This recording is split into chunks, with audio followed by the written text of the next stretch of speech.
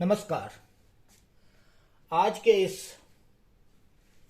प्रकरण में हम बात करेंगे भाग्य रेखा की। ये मणिबत से चल के शनि पर्वत की तरफ जाती है, लेकिन पहले सबसे आपको ये ध्यान रखना होगा कि शनि पर्वत दबा हुआ ना हो, यहाँ पे कोई ऐसा निशान ना हो जिसे शुभ नहीं माना जाता, तभी ये भाग्य रेखा साथ देती है। इसे शनि रेखा भी कहा जाता है। लेकिन भाग्य का अर्थ केवल धन नहीं है। मान लीजिए किसी व्यक्ति का ये रेखा मणिबत से शुरू होकर शनि पर्वत की तरफ जा रही है और कुछ टूटी फूटी नहीं है, बिल्कुल सीधी वहां तक जा रही है, तो ऐसे व्यक्ति आमतौर पर पैतृक कार्य में लगे होते हैं। पैतृक संपत्ति भी उनको मिलती है, पैतृक काम मिल जाते हैं, जैसे पिता से पुत्र, पुत्र से पौत्र को। तो ये मणिबत से शुरू होकर शनि पर्वत तक जाने वाली भाग्य रेखा का असर होता है। भाग्य रेखा को शनि रेखा भी कहते हैं।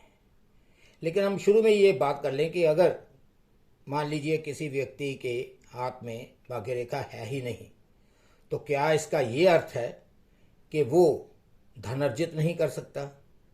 ऐसा नहीं होता, क्योंकि और बहुत सी रेखाएं ऐसी हैं जो धन अर्जित करवाती हैं, जिनके बारे में कईयों के बारे में हमने पहले से ही बात कर रखी है। आज हम शनि पर्वत पर पाई जाने वाली धन रेखाओं के बारे में बात करेंगे। मान लीजिए कोई धन रेखा यहां से भाग्य रेखा शुरू होती ही नहीं है, ये यहां पे शनि पर्वत के नीचे एक सीधी लाइन है, तो ये बहुत शुभ मानी जाती है। ऐसा व्यक्ति बहुत सफल होता है और काफी धन अर्जित करता है। और अगर एक और स्पष्ट रेखा हो तो ये और भी अच्छा माना जाता है। लेकिन ये रेखा हृदय रेखा को छूती हुई नहीं होनी चाहिए।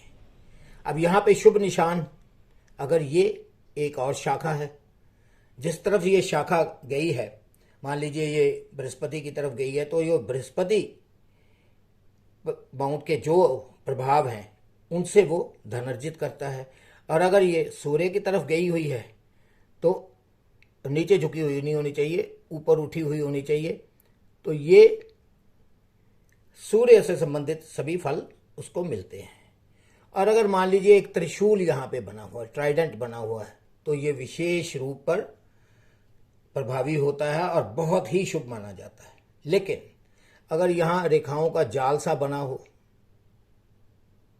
ऐसे, तो ये शुभ लक्षण नहीं होते।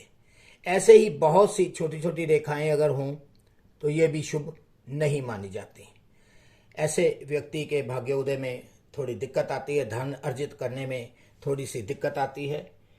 लेकिन अब हम चलें अगर भाग्य रेखा की ओर, तो ये भाग्य रेखा अगर जगह जगह से टूटी हुई है तो इसका अर्थ ये है, जैसे यहाँ से टूटी हुई है, यहाँ से टूटी हुई है, यहाँ से टूटी हुई है, तो इसका अर्थ है कि इस समय में जहाँ से ये टूटी हुई है भाग्य उतना साथ नहीं दे रहा, लेकिन फिर भाग्य उन्नति की तरफ है, फिर टूटा हुआ है। ऐसे रुक रुक के भाग्य उदय ऐसे व्यक्ति का होता है। और मान लीजिए कि ये भाग्य रेखा मणिबत से नहीं शुरू हुई, यहाँ से शुरू हुई है, तो इसका अर्थ ये है कि उसका भाग्य उदय इस आयु में होगा जिसकी गणना आपको जीवन रेखा से करनी होती है। और जहां पे ये टूट जाए तो वहां पे भाग्य उदय में थोड़ी कमी होती है। जैसा मैंने पहले बताया कि अगर मणिबत से ये शुरू होती है तो व्यक्ति का शुरू से ही भाग्य उदय होता है, क्योंकि वो पैतृक काम में लग जाता है। टूटी फूटी और पतली भाग्य रेखा ज़्यादा असर नहीं देती है, ये भी आपको ध्यान में रखना चाहिए। और सबसे बड़ा बात जो है वो आपको ध्यान में रखनी चाहिए कि जो शनि पर्वत है वो दबा हुआ नहीं होना चाहिए, इसमें अशुभ चिन्ह नहीं होने चाहिए, और ये अपनी जगह पर होना चाहिए। ये नहीं है कि यहाँ से ये शनि पर्वत इतना सा ही है या ये दबा हुआ है तो ये भाग्य रेखा कोई फल नहीं देगी। और ऐसा भी नहीं है कि अगर भाग्य रेखा ना हो तो व्यक्ति सफल नहीं होता। आपको बहुत से ऐसे व्यक्ति मिल जाएंगे, मैंने ऐसे बहुत से व्यक्ति उनके हाथ देखे हैं जहां भाग्य रेखा नहीं है, सिर्फ एक रेखा यहाँ पे है या ये भी रेखा नहीं है, लेकिन भाग्य रेखा चंद्र से, ये चंद्र माउंट है, यहाँ से यह शुक्र से उठ के ऊपर तक जा रही है, जीवन रेखा से जा रही है। उन सब के प्रभाव हम एक अलग से वीडियो बनाकर उसमें आपको बताएंगे। आज ये वाली रेखा आप ध्यान में रखें कि यहाँ अगर एक रेखा है और उस पर एक और शाखा बनी हुई है, या एक रेखा जिस पर त्रिशूल बना हुआ है, या दो रेखाएं हैं, तो ये बहुत शुभ मानी जाती है। ऐसा व्यक्ति बहुत धन अर्जित करता है। तो आज के लिए इतना ही। अगर आपकी कोई क्वेरी या क्वेश्चन हो तो आप ज़रूर पूछें। कल आपको मैं दूसरी माउंट से, दूसरे हाथ के हिस्सों से उदित होने वाली भाग्य रेखाओं के बारे में बताऊंगा। धन्यवाद। नमस्कार।